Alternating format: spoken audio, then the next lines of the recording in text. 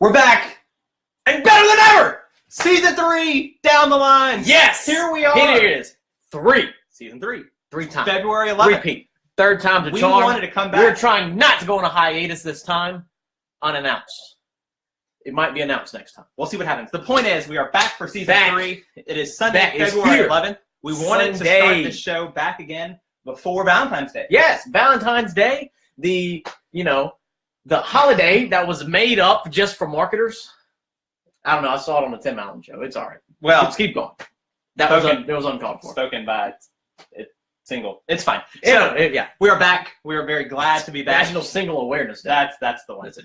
We are back on Down the Lines. Sunday, our new spot. Yeah, We had Sunday. a new network Here. pick us up on Sundays. So we're starting the show on Sundays. Yes, Sundays would be good. We'd be able to talk about the final round, whatever golf tournament's going on. Right, because that's You what know. you care about. Yes, And then that's what everybody cares about. right, well, Golf. that's what I care about. Yes. But We talk about what we care about. exactly. We don't care what you care about. Feelings. Valentine's Day. Everything goes back around. That's right. There you go. All right. It all connects. But this Yeah. season is going to be a lot of fun. It is. We're gonna change things up a little bit. We're gonna finish with our bump and run as always Yes. because we just love it. It's good. But starting next week, we're gonna do a segment called "Sports from a Hat." Sports from a hat. Whatever's going on in the sports world, we're going to put it on a little paste paper, put it in a hat. We're going to draw for it. We're going to say our opinions on it. We're going to make up more as we go because we just came up with this. But you know But what? it's a good idea. You didn't So- know that until I just told you. So So thank you for that. We are actually really excited about this season because we want to do more of what you want. So Yes. if you have suggestions, if you're watching us on Facebook, on our Facebook page, which you should like, by the way, Down the Lines, yes, or you're watching on my page or your page or Twitter, whatever it is, we want your feedback. We want your wherever, comments. whenever, write it down, post it, We would Comment, we would like, like your share. feedback. Subscribe. That's one. subscribe. That way we can make this show as fun for you guys as it is as fun for us. Yes, absolutely. We care about you. You care about us, or we hope you care about us. It's the only mutual relationship that Tyler has in his whole life. Yes, So, possibly. Valentine's Day. I brought it back. Yeah. All right. Yeah. So, we do want to get started with LSU basketball. Basketball. You know, a couple months ago, we said we were not going to talk about this. on the show. This season, this is already different No. because last season, season 2, we said no basketball. No basketball. Not ever. We mentioned Will Wade was 1-0, and then we said, we're not going to talk about it. Right. Because we've been scarred Yes. by Johnny Jones and company. Yeah. And we They are want it. used to They want any not of it. caring about LSU basketball. But the reality is They're back. things have changed. Almost. It's better. It's It's getting there. yeah. I mean, You know, we're back. It's We're premature. going uphill. Yeah, We're no, not it's- digging it's further in the hole, upwards at incline. least. Right. Yeah. The shovel has been set aside. We are moving on up. Yes. Moving on up. We have a new basketball coach, Will Wade. He Will is Wade. 24 games into Will you his wait? first season. I will wait for you, Yes, no doubt. I will. He is 24 games into his first season. We are 14-10. 14-10 winning record. I didn't see that one coming. 10th in the SEC with a win of 82-66 Yep, over over Ole Ole Miss. Miss in our last game. And so I want to know how you feel just comparatively to last season. Where do we stand as a basketball team? Okay, so as a basketball team, it is night and day different. So first off, you look at last year, they didn't even try in 90% of the games they played because there was no shot of them winning, and even if there was a shot of them winning, they would give it up or take bad shots or not even try to guard.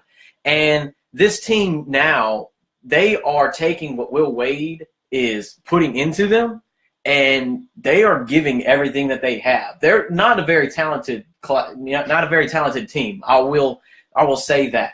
But the fact that they have 5 wins in SEC, they beat Texas A&M twice, they beat Arkansas twice, they beat a Michigan team who is in the top 25. They've kept themselves in games that they shouldn't be in, all because of what Will Wade has instilled. He's changed the culture of the program. I know you hear that a lot of times with teams that are very bad programs in a very bad place. You need someone to come in, change the culture, get the bad vibes out, and that's what Will Wade has done so far. He has an exciting group of players coming in next year with the number 3 recruiting class so far. And if he can lock them up for this year, next year have the same type of deal, you never know. We could be talking back to going to the tournament, fighting for SEC, upper echelon SEC teams. You never know. The sky is really the limit with how they are playing, right? Not how they're playing right now, but the way they're playing gives you a glimpse of hope, unlike it was last year. I think you're absolutely right. I think anyone that is looking at the results of this season to evaluate Will Wade is looking in the wrong places. Yeah. I do think that there has been on-court results that have been telling of how good Will Wade has been for this basketball team. I mean, we were next to the bottom of the barrel last season in the SEC. Yeah. And in every category. In every category. All over the place. In record, every single category, right. Offensively, defensively, efficiency, everything we were bad at. Right. And now this season, fast forward just 1 year, and we're closer to the middle of the road, 5-7 in the SEC. Yeah. 6 games left. And really, I could see us going probably 500 in those 6 games. Mm-hmm. I don't think we'll hit 500 total in the SEC. Yeah. But anywhere close to that is really a major improvement from last season. I mean, we won 2 games last year. Our defense is a million times better. Yeah. Mostly due to effort. Yes, really. I mean, they're actually trying to defend a three-pointer now. And last year, whenever they would pass it to anybody, it seemed, on the three-point line, and there was no one within 10 feet, and no one even tried to go block them.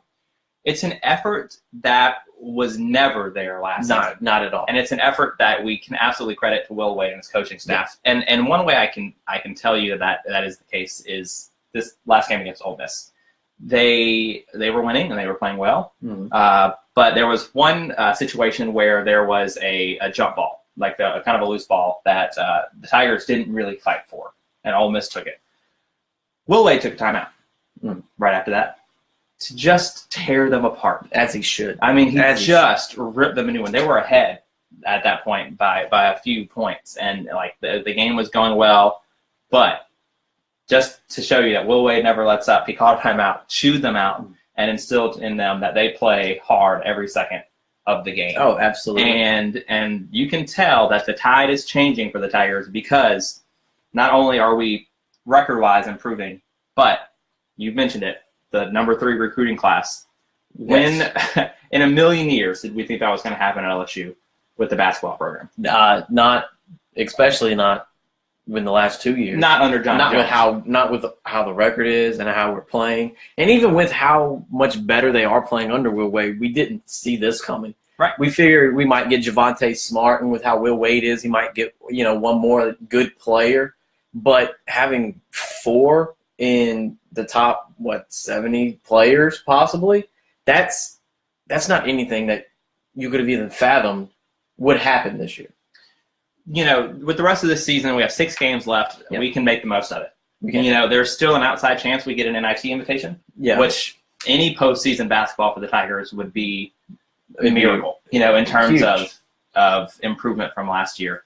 But as we finish this season, it is very exciting to think about what's going to happen moving forward. Will Wade selling out the PMAC, in an SEC game between 2 unranked teams, just, with a team that struggled bringing even a couple thousand people in last year.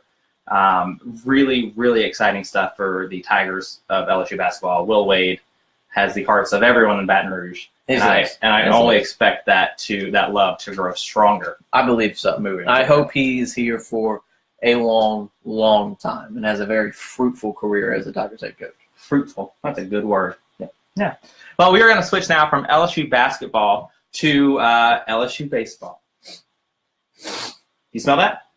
What are you smelling? Is that fresh cut grass? Do you hear that? Is that the ting of aluminum bats? Yes, I hear it right now. Is it? It's February. It's second week.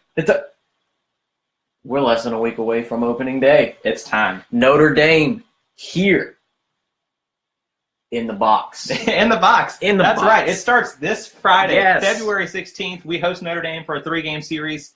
How excited are you? I am very excited, and I am also very, very nervous. Explain. Why are you nervous? I have no idea what to expect from this team. I expect our batters and defense to be solid, as they should be. We have a whole lot of players coming back. Watson, Duplantis. We have a lot of experience on that side of the ball. On the mound, However, behind the plate, not so much. You lose your starting catcher. You lose all 3 of your starting pitchers. You're breaking in 2 pitchers who were relievers last year, who have some starting experience. Gilbert in the College World Series looks good. I think he will be a. You don't know what each one of these people or each one of your pitchers are going to bring for you, and how well they will do Friday night, Saturday night, and Sunday in the SEC. That is where I am nervous about. Also, we have no idea what's going on in the bullpen. I understand the cause for concern. Losing Eric Walker at the end of the season last year that was huge. Was big, and he's not playing this year. No, it's not at all. And that was the guy we expected to be our guy. Yes. Even if they were going to keep him on Sundays, he was going to be. He was going to be that one arm every single week to give you 7 innings, good, solid innings. He was going to be the lock. And you can absolutely, win 10, 12 games with him on the mound. However, I am not as nervous as you are. This is a team that made it to Omaha, made it to the College World Series finals last season. Really just had a good year, really, really good year. And I don't know if the College World Series finals are in this team's future, but I expect a push for Omaha, no doubt. Absolutely. With the last year there was a lot of youth, at least especially on the offensive side. When you have Watson and you have those guys, Jake Slaughter, that come back and they have that year of experience under their belt, they're only going to be better. I'm not worried at all with the defense, with the hitting. With Sean Ochinko as a new hitting coach, I think they are going to work wonders. I think they're going to win a lot of games for us. Now, whenever you have your series with Florida, I don't know about that. Whenever you have your, if you get to Omaha, or really your super regional, whenever you have a team, say a TCU or a Oklahoma or someone like that who's got 2 dominant pitchers for Friday and Saturday, I don't know yet. I'm not saying they can't. Gilbert, Hess, Peterson, they are phenomenal players. We just haven't seen them start enough to know how they're going to be in these 6th and 7th. So it seems like we have pieces that could fit. We do. We definitely haven't seen it yet. We don't know how they're going to mesh. And really that's every single year. Every single team. It happened last year. We didn't know Hess was going to be the closer in Omaha. You didn't know Gilbert was going to have to start a game or Russell Reynolds would have to start a game. And you piece it together and you almost win a national championship. And that's why you need a good coach who can manage the games. And as you go through the season, the bullpen, it filters its way out to where if someone's having a really bad year, they end up not pitching once SEC comes around, and they'll have to find it again the next year. But I'm not going to go out and say that we're going to go to Omaha. I think we can, but I want to watch this team for a couple of weeks to kind of see how they're meshing. To see, I'm really focused on the starting pitchers to see how they handle Friday night, Saturday, and Sunday. Well, let me ask you this question. Looking at the roster, looking at the team that's going to take the field starting this Friday, who are your players to watch this season? I know we have some preseason awards. Yes. That we've already, people kind of want to watch. Yes. Zach Hess and Watson are on the Golden Spikes watch list. Duplantis was the first team preseason All-SEC. Watson, second team. Those players are very, they're 3 of the best players on the team. Now, Josh Smith, who's back, he's on defense, he's going to be incredible. I think he's going to be real good. He's going to make some moves. Now, there are a couple of freshmen who are making headlines who can push to be the starters who could be very good. But I want to see how Watson handles his sophomore year because there's this thing called sophomore slump, and there's a reason that's called that. Almost everybody goes through it. I want to see if Watson can break out of it because he is a draft-eligible sophomore, along with Hess. Duplantis is draft-eligible. They might all – if they all come out and have great seasons, it might be bad for us because it won't happen the next year, but it could be very good for them in their future. So they might have that chip on their shoulder and come out and play above their potential. I think Watson is, for me, the guy to watch. Yeah. Because he was someone that, started last season as a freshman. As the season went on, he started to get some eyes. Playing he started playing really well. He didn't really play at the beginning. No, that's right. And then now, there's no hiding from the spotlight. No. If you're Watson, he is someone that the team is going to look up to, and he's someone that the fans are going to depend on. Yep. And I don't think he's going to shy away from it. If his play in Omaha last season tells you anything, no, I don't think he's going to shy away from it. He definitely showed that he can play. We know he can play, but he definitely showed that he can play whenever the spotlight is the biggest. Mm-hmm. He had 4 home runs in a regional. First time since 2001, whenever the bats were different. Right. So he's a great player. I expect him to do great things. I hope that he can carry through with them. I'm excited. It all starts this Friday. Yes. At the Box. LSU hosting Notre Dame for a 3-game series. It just feels good. It does. It's just always a great time of the year. It's exciting. Baseball comes. It always seems like it goes faster than it should.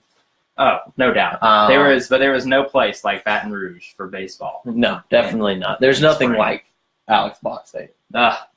So good. It's the best. So good. All right, guys. It is now time for the bump and run. Bump and run. And I think I'll get us started. Go ahead. I always do. I always get us started. I am going to get us started. And I want to talk about Jimmy Garoppolo. Jimmy Garoppolo. This man wins 5 games and is now the best player in the history of NFL football. So this is actually very interesting to me. So Jimmy Garoppolo, 7-0 as a starter in the NFL. Yeah. 7-0. 7-0. That's very good. That apparently is good enough for a 5-year, $137.5 million contract, a contract that will pay nearly $90 million in the first 3 years. The 49ers have leached on to Jimmy Garoppolo. And what do you think? Here's the thing. The 49ers have a very, very desperate fan base. They love winning. Yeah. They want to be a winner. Yeah. So this Jimmy Garoppolo guy, who's the best unknown thing out there, I don't know. who has a little bit of he's won 7 games. Now, other people who have won 7 games are close to 7 games, but have not come anywhere close to this because they weren't behind Tom Brady. Let's say Tim Tebow, he won some games whenever he came from being a backup. He never got a fair shake. Nick Foles.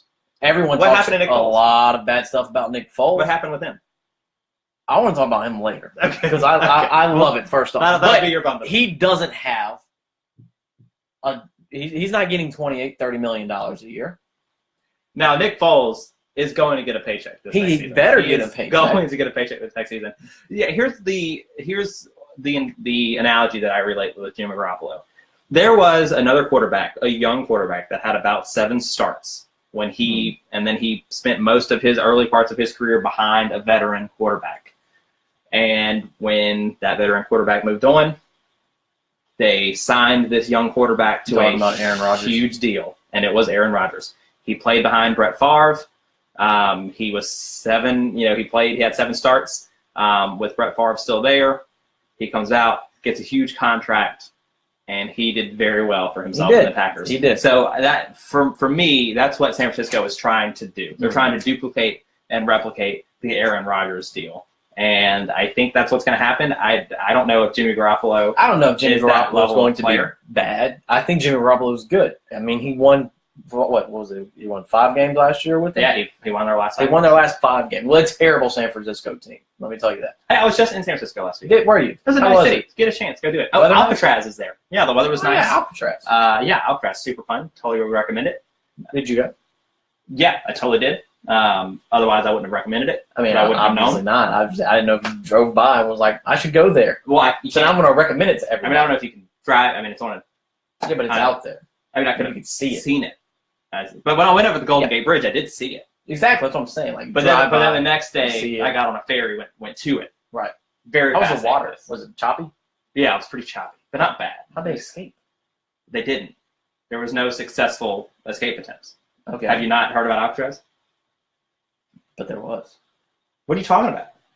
There wasn't. You were just there. It's ridiculous. Anyways, the point is San Francisco, nice city. San Francisco, But nice I did not see one Jimmy Garoppolo jersey all the time. No, you didn't. Not one. Was there any Kaepernick jerseys? No, actually, now that you mention it. Was there any jerseys? I did not see a single 49ers jersey. No jerseys. San Francisco, they love their team, but they will not show that they love. They will not represent. But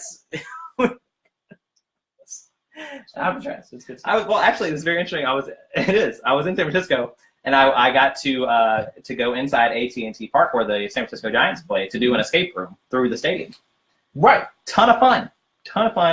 The idea of, like, running on San Francisco Giants, like on their field, in the outfield, or running the bases, getting on the pitcher's mound. It was just, it was crazy. There's no view like it. With all the fans sitting, watching you. Anyway, so that was my San Francisco trip. But Jimmy Garoppolo.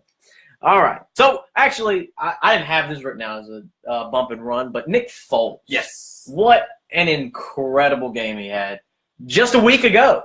It's already been a week since the big game. That feels like a lot. And but the Patriots are still not Super Bowl champs. They're still not. No, they're not. So there's that. But what was great about Nick Foles was how everybody was saying that Bill Belichick didn't need 2 weeks to prepare for him, that the Patriots were going to come out and just, murder them. And Nick Foles just kept hearing all this and how Carson Wentz is so much better. And Nick Foles just goes out there, catches a touchdown pass, which was just so funny because Tom Brady didn't catch a pass for a first down, and has an incredible game, becomes Super Bowl MVP. I mean, there's going to be a movie made about this. You can't make this stuff up. You just can't make this stuff up. And here's the deal.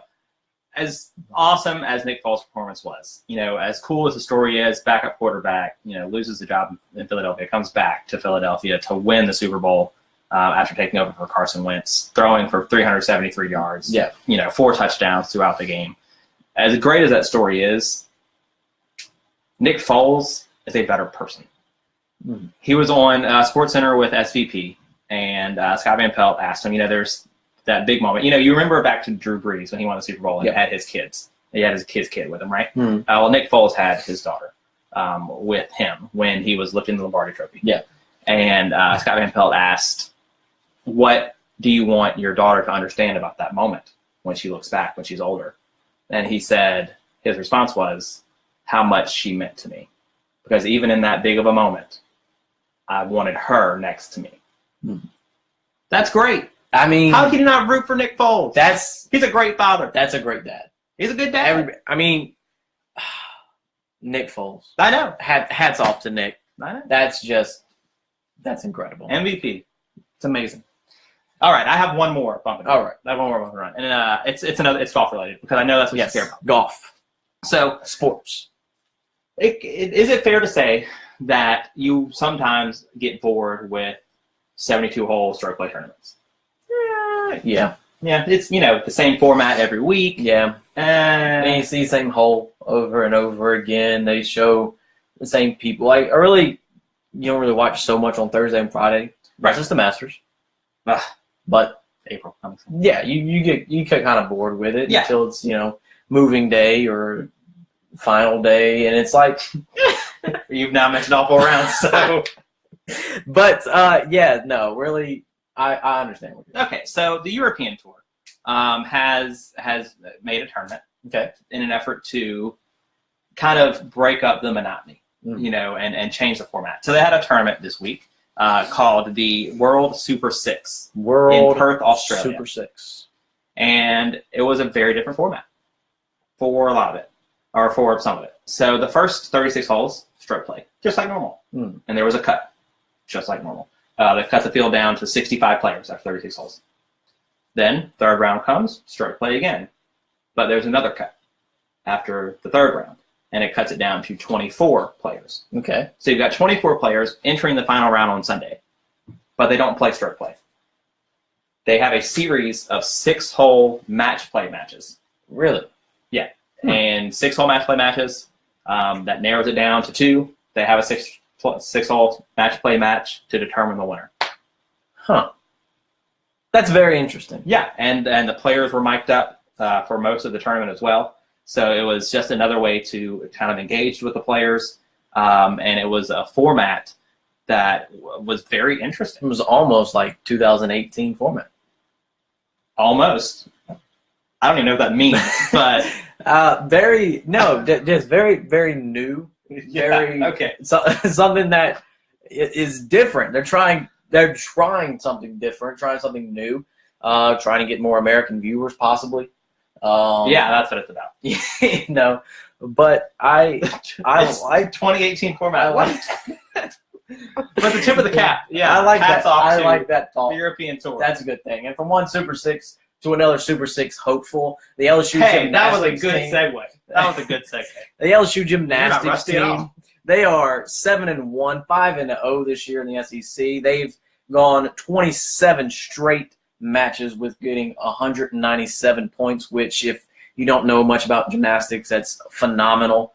And they're number 2 in the country. Yeah. I hope they keep winning and they can knock off Oklahoma at the end of this year, who's again number 1 for reasons that, they're just really good. But Dede Bro continues to pack the PMAC, and that's fantastic. I love every second of it. There is something special, something very surreal about 13,000 people on the PMAC to watch the LSU women's gymnastics team. That is a revolution unlike any we've seen at LSU over the course of the past 50 years. Something amazing. In 50 years, the amount of time Dede Bro's been the coach. But you're right. You're absolutely right. So much love for the LSU women's gymnastics team.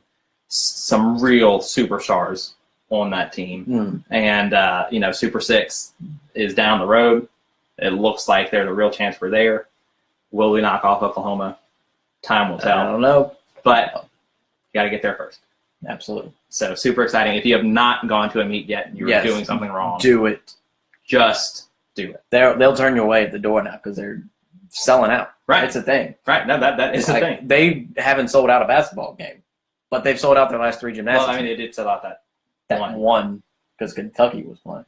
No, it wasn't Kentucky. It was when we hosted Alabama. Anyway, so, what do I know? Didn't know. Yeah, that's fine.